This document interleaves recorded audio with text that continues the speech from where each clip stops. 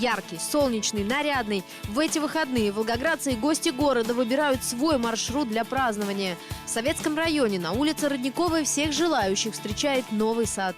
Мы выложили здесь более 1200 квадратных метров брусчатки. Посадили более 3300 метров газона, выросли. Посадили более 70 деревьев.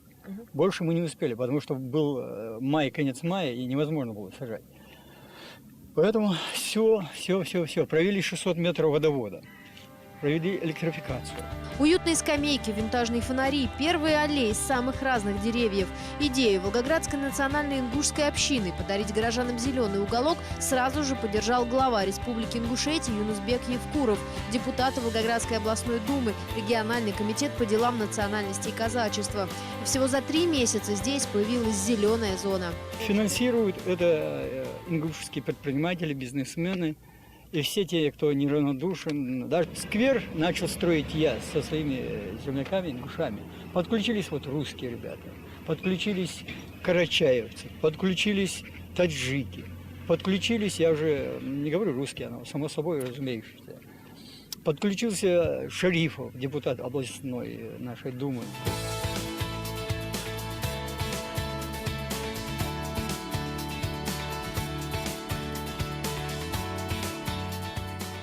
Удобно, нравится, вечером вот прохладно, такое единственное место, как бы здесь нет такого, куда можно выйти погулять с детьми. Надеемся, может, прудик еще сделают, там облагородят. В следующем году купаться будем. Здесь негде нам пойти, поэтому приходилось у нас уже регулярно. Теперь хоть есть возможность выходить вот сюда. Нравится, что здесь чистый воздух, что пруд рядом.